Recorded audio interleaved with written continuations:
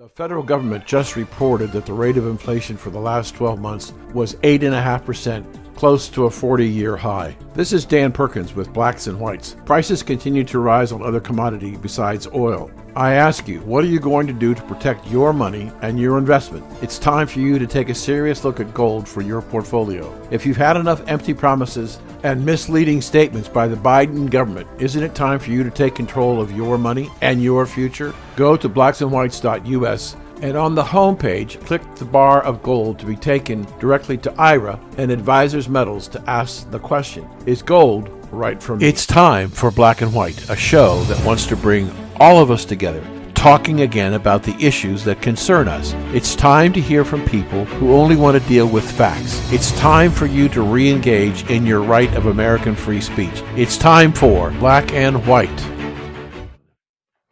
Welcome back to Black and White, and joining us today is a gentleman I've had the opportunity to interview on several occasions, and Jerome Corsi. He has a new book out, and we've invited him to come in and talk about his book and whatever else crosses his incredible mind. Jerome, thank you for coming back. Dan, it's always a great pleasure. I really enjoy talking with you and looking forward to this. Okay, so to tell the people about the book, why did you write it, and what's the storyline? Okay, well, the book is, and I'll show it to you. The book is there it is, The Truth About Energy, Global Warming, and Climate Change. And the subtitle, which I think you can read, is Climate Lies in an Age of Disinformation. Okay, so what the book is about is to try to, it explains how many lies we've been told about global warming, carbon dioxide, being the cause of the earth warming up unduly, causing catastrophic weather change, etc. We've all heard the story from Al Gore. And I explain not only why the science that the global warming crowd is using is junk science, and it is, but also how they got there. What was the thinking? So I go back into the Malthusian and the other thought patterns going back a long way, but focusing on World War II afterwards to show how the neo-Marxists, Green New Deal, AOC, etc., have captured an environmental movement that had a twist in it with the Malthusians, where they think there's too many people. They basically want to eliminate, they'd be happy to eliminate half the world number of people, half the billions of people. They join with the globalists in this endeavor. And if they can get us to stop using hydrocarbon fuels, I believe they know that these other forms of energy, wind and solar, will not do the job to replace hydrocarbon fuels. They don't care. People starve if we have lesser economic activity, if we have a lower standard of living, like the current Biden administration, they'll say, it's the price you pay for being bad. You know, you were evil to burn hydrocarbon fuels, and therefore you're being punished. And when we're finished with you, you're going to be eating bugs and you won't be living as well, but now it'll be a better place for all of us. They don't intend to be eating the bugs. Right, right. You know, I tell the audience I had an opportunity to interview Jerome earlier this week, and that was fun. It's always fun to talk with him. But Jerome, I'm not a scientist. I'm a talk show host. I try to be well read and study things, and I've come to this conclusion. If you try to eliminate CO2 from the atmosphere, how do plants grow? How do plants grow? How do we have crops that can grow to feed the world? And so the elimination of CO2 is an indirect way to kill billions of people, because it won't save the planet, but it will destroy the planet, because there will be no growth, because there isn't enough CO2 in the atmosphere to stimulate the growth of plants and food substance. Am I wrong? That's correct. And also, if we can't use hydrocarbon fuels, we are essentially going to have a much less reliable and more expensive form of energy. Mm-hmm. It will mean that the middle class goes away. It's already going away. $5 a gallon for gasoline. Wait till it gets to be $10. It's going to be there. I agree. intentionally, because I'm going to point out that hydrocarbon fuels are natural, produced by the earth on an ongoing basis. There is no shortage. I've been saying this since I wrote Black Gold Stranglehold in 2005. I've known this since I was a kid. I can show you the equations for how oil is synthesized by the earth. It's not scarce. Fresh water is scarcer than hydrocarbon fuels on the earth. And the point is that these are abundant, cheap sources of energy which drive a capitalist system, which has been the most effective way found in the earth and the world so far to produce economic activity that supports growing populations. In the interglacial warming period, which, so even taking from the Napoleonic era when the Little Ice Age ended to today, we've gone from 1 billion people struggling to 8 billion people worldwide. It's been very productive. We could do twice as many. Hydroponic farming in the deserts, we could grow anything year round. Plenty of sunlight, just needs water. So the greatest human resource, Julian Simon was right, is human intelligence. These people, the Malthusians, the Klaus Schwab, the Al Gores or the Bill Gateses and their private airplanes, are afraid there's too many of us. We're going to use up resources they want for themselves. And if the rest of us die, we have to be fed. They think that by not feeding us, there'll be more food for themselves. It's a self-defeating thought. It's almost like marching yourself into suicide. That's what I write in the book, is that we depend upon there being a growing number of people with a growing talent source to be able to develop the technologies that we all need on this planet. Look, it took from the humanoids 10 million years ago to the invention of the telephone. That's a long time. Suddenly we get the telephone, and then we're basically in television. Now we've got cell phones. That's a very short period of time, because again, we've got the human capacity. The knowledge in this sense is cumulative, and we've got the ability, the talent to make it happen. This was Julian Simon, who was a Jew, in a Holocaust celebration, realized 6 million people have been killed many times in this world by different things.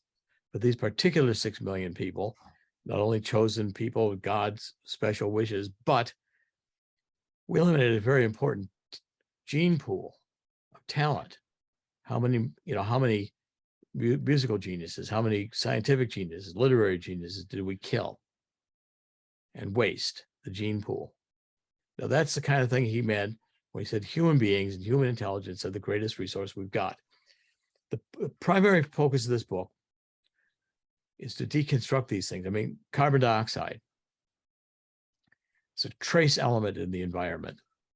It's like 0.04 of 1%, 0.04% of the atmosphere. When the Earth was first formed 4.6 billion years ago, 80% of the Earth, just like 80% of the time before we had the telephone, there was nothing on the surface of this planet that was alive. It took until the whole Precambrian period, 80% of Earth's existence, nothing walked around the surface of the Earth alive. It's been the last 20% of Earth's surface that all of this has gone on. 5 extinctions. Dinosaurs here for 100 million years. Initially, we had huge concentrations of carbon dioxide. About 500 million years ago, they started diminishing.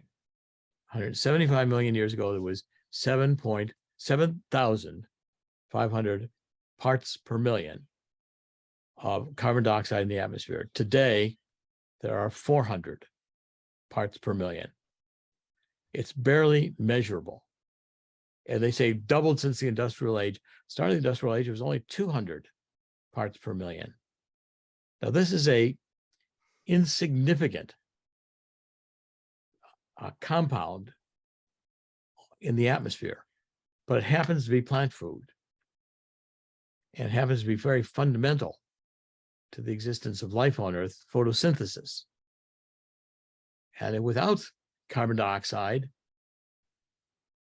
we're basically dead in the water. And the earth generates hydrocarbons naturally.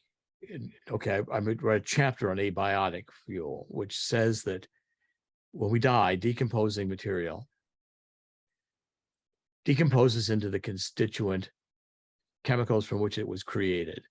Person dies, we bury them because they're going to decompose, they're going to stink. We don't dig them, we don't put, a rubber liner in the casket because they're going to turn into oil. The Bible says dust into dust. It doesn't say dust into oil. Right.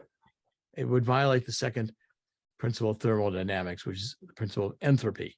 In other words, energy dissipates if there's an energy pumped into it to sustain it. Energy goes to where there's no energy. So a living tissue's got a lot of energy in it. I'm alive, you're alive, life spirit is producing a lot of energy. We're bringing the energy is accumulating in our body and continuing to perpetuate the organic structure with which we exist. We die, that stops. These chemicals go through entropy back into chemicals. They don't go into oil. The earth, on the other hand, the Fischer-Tropsch equations, which were done by the Germans in World War II. This was during the Weimar Republic, between the two wars. Germany said, we've got a lot of coal, we don't have any oil. How do we make petroleum products? We need airplane fluid, we need diesel fuel for our tanks, we need to have gasoline for our cars. How do we do it? They learned how to synthesize coal into oil. By doing so, they came up with the formulas that show the chemical synthesis of oil at a natural basis. It's always amused me since I was a kid. They say organic chemistry. So what's organic chemistry? Oh, it's carbon. Why? Because, carbon-based products are organic from plants and animals. That's where we get hydrocarbon fuels. So therefore we have organic chemistry. I said, you guys are dumber than a duck hit over the head with a board. So there's only chemicals. They aren't alive. Some of them aren't alive and some of them aren't dead. You can synthesize urea. You can synthesize urine. You don't need a body to produce it and piss it. You can synthesize it. It's just basic chemicals. So when I began looking at this, I said, okay, if the earth is producing hydrocarbon fuels, they can be safely burned because the earth doesn't produce something that can't be used.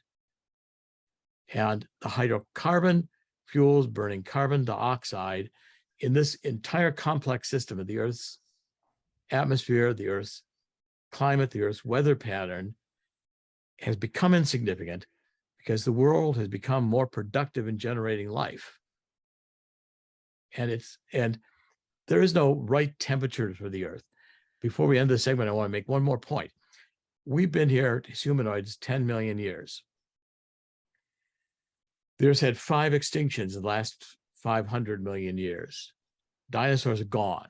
They were here 100 million years ago. And as far as the Earth's concerned, we're just the latest creatures walking around the surface of the Earth. The Earth didn't invent temperature to make us feel better. It is not produced to our pleasure. The Earth's temperature, entropy, the heat is distributed around the Earth. It's a natural process. The Earth doesn't care if we like it or not, or it's good for us or not. We happen to be here because it's conducive to what we need and we are produced.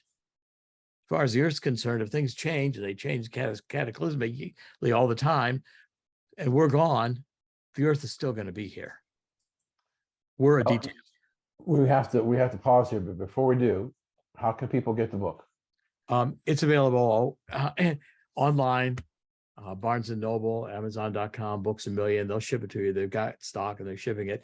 Bookstores, it's in the bookstores, but you better be prepared to go and ask them to find it in their computer, because I'm sure they put it in the back underneath some books in archaeology that nobody buys because they don't want it read.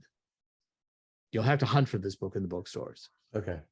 We'll be right back to continuing our conversation with Jerome Corsi on his new book.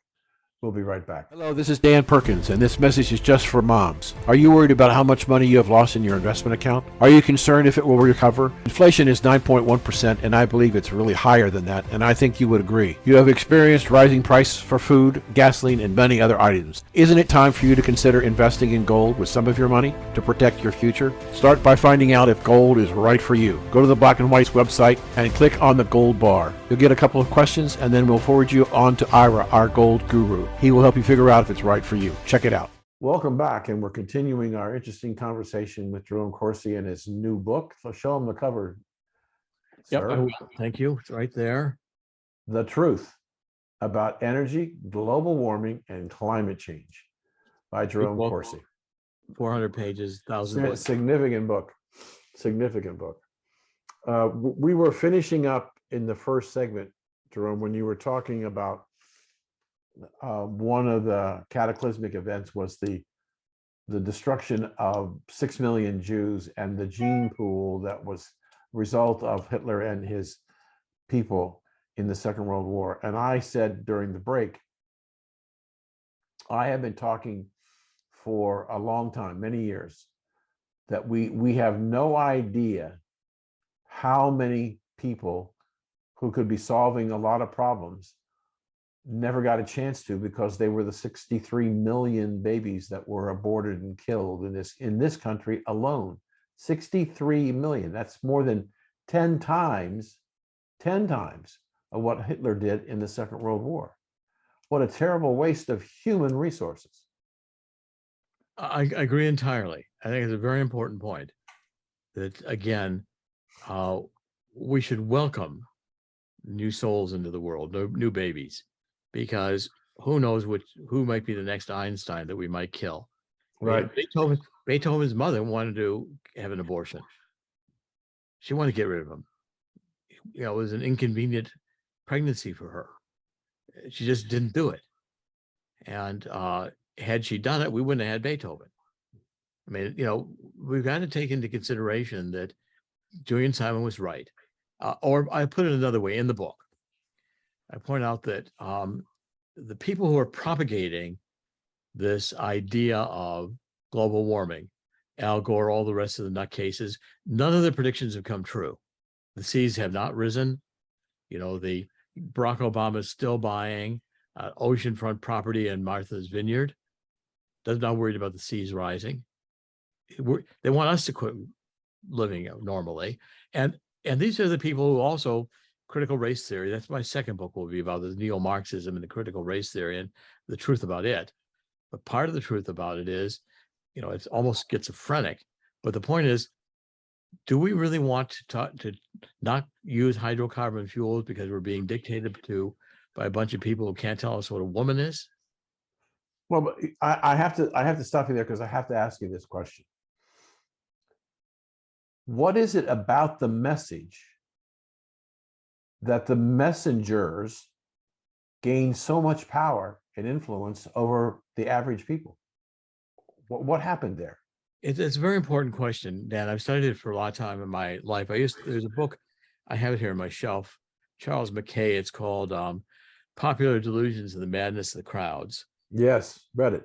Well, my father had a copy of it when I was a kid, and I borrowed it from him. And then I didn't give it back. I really loved that book. So I finally said, if you don't give me a book back, I'm going to come up to Cambridge, Massachusetts, where I'm going to take it back from. So you got in my book, give it back. So I finally sent it back to him. It's a wonderful book. Yes. Because what McKay understood was that it's a lot easier to fool people with a folly, a craze, some idea that captures their minds. These women are captured by the devil, and they become witches. So we need to kill them and burn them at the stake. Well, how many women that just, were maybe a little different or didn't think like everybody else got burned at the stake because they didn't go along with whatever the conformist thought of it? Or, hey, I've got a good idea. Everybody here in Europe, let's all leave our homes, leave our families, and walk on foot to the Holy Land, where we'll defeat the Israels and take back the Holy Land for Christianity. And Europe goes through this madness of crusades. Or you're in, you're in Holland, and somehow they get the idea that these tulips, which produce these various colors, are very valuable. They all buy these tulip bulbs until they realize they're rotting and there's no market for them. People have spent, thousands of dollars for a tulip bulb, and it's worthless. Popular delusions. Human beings the ideas sweep through humanity. I discussed that at length in this new book. My father was a public relations and a lobbyist in Washington, and I worked my way through college in public relations. I got to spend time with Edward Bernays, who was the father of public relations. He wrote a book on propaganda in the 30s. He was really very, very good on understanding how you can take a lie and make it a common belief. Take any idea. So he understood the power of how ideas spread from almost like a contagion. And the bad ideas spread more easily than the good ideas. Okay, so we're dealing with a phenomenon here that is a complete craze, and it's like the witch hunts. It's going to pass, and in future generations are going to say, how could these people have been so stupid to think that we are warming the planet? Okay, another fundamental idea I deal with in the book. Go outside someday and look up in the sky, and that big yellow-orange thing up there is called the sun. And the sun is not a tree ornament. It's actually the source of all heat and all light in our solar system, including the Earth. It doesn't come from carbon dioxide, it comes from the sun. Now, the left wants to diminish the importance of the sun. Okay, but all the major cycles of Earth weather and temperature, the ice ages, are related, for instance, to the Milankovitch cycles, which are a set of equations that show how the Earth goes around the sun. It's not a circle, it's an ellipse, it's like an egg, and it gets more ellipse every 100,000 years, it gets farther from the sun at its extreme. And that's when we have the ice ages, because there's less sun on Earth. When the Earth is less active, when it's dormant, not as many sunspots, as happened in 1615 to 1715, call that the Maunder, M-A-U-N-D-E-R, Maunder minimum, which was a period of time when the Earth got cold, not because of the orbit, because the sun got lazy. Sun sometimes very active, sometimes very lazy. And we don't know why, except it goes through cycles. Now, cycle 24, which we've just come out of, I believe, was relatively dormant. Cycle 25 looks to me like it's starting out dormant. Won't know fully for a while yet. And I think we're headed back into an ice age, because these interglacial periods are about, 25 to 50,000 years. There's a range, and we're pretty well into it, but it may take another 25,000 years to get there. You can't judge because we've got a warm summer in Arizona. Doesn't mean burning hydrocarbon fuels is going to be the end of us. It's a crazy nonsense that's being taught to our children, so they believe we're evil because we use gasoline in our cars. But Jerome, I have to ask you this question. When you talked about the tulip crisis, or the tulip mania, as it was called, they eventually realized that the bulbs were really worthless, whether they were rotting or not. People were eating them to survive, and people were paying out exorbitant prices for the tulip bulbs. But my question is, given, as you've said a few moments ago, that almost all the predictions have never happened, the most recent predictions by AOC and the like are the world is going to end in 9 years or 8 years. Should there be consequences if we don't die in 9 years? Should these people have to suffer some consequence for misleading us and manipulating us for all this time to something that never really happened? Well, then we'd have to admit how foolish we were to believe them in the first place. So the peak oil people, who've been predicting since the 50s we would run out of oil, M. King Hubbard drew this, the normal distribution chart on a napkin and said, there's only so many dinosaurs, there's only so many oils, only so many plankton, only so much organic material, only so much oil. So we're going to run out. I said, nonsense. It never came from biological sources to begin with. And I fought with these people. I wrote Black Gold Stranglehold in 2005. They said every unimaginably evil thing about me in the world. They took everything I ever did. They did everything they could, not to refute my arguments, but to demean me personally. Okay, now I couldn't care less. I've always thought a little different than I've been going through this since I was a kid. So I couldn't care less what other people think about me. It doesn't affect who I am or what I think, and usually I know that I hope they'll come out of their delusion soon. It may be that, like the people with the tulips, will be having put millions of dollars in them, will be eating them to survive. Having believed in global warming and having abandoned hydrocarbon fuel, we might be happy to eat the bugs before we realize that this was nonsense. Wow. Now, that's why I wrote this book. I wrote this book to try, in an effort I think will fail, to one last time explain to people in a way they could read why they've been told such nonsense masquerading as science.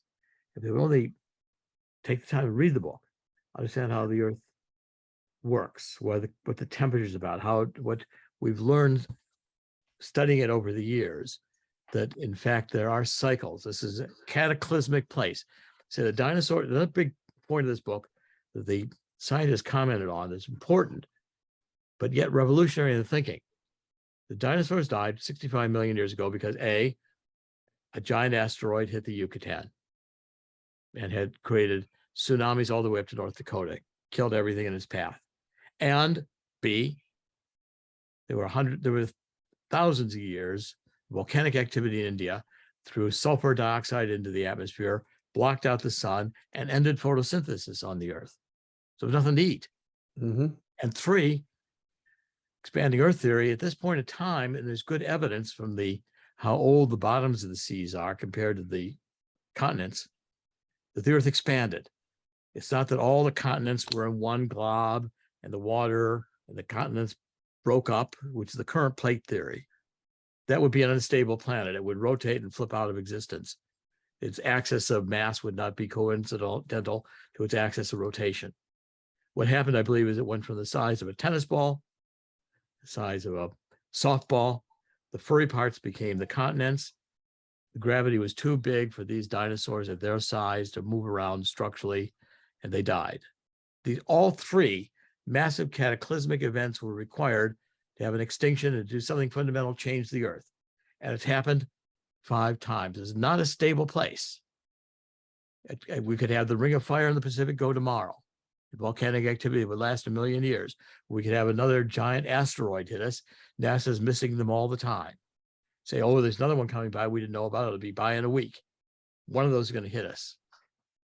And so therefore, the idea this is a stable place, except for hydrocarbon fuels and burning a little carbon dioxide, is another misconception that is folly if you begin to understand the real science. That's what I wrote this book, to show people, and hopefully I'll get enough audience to know to read it, pass on the word, because Dan, it's only going to be through shows like yours that anybody's going to hear about this.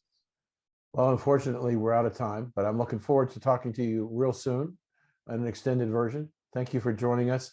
This is Jerome Corsi, and you can get his book at Amazon and Barnes & Noble and buy it. Thank you for joining us. My great pleasure. Thank you, Dan. You bet.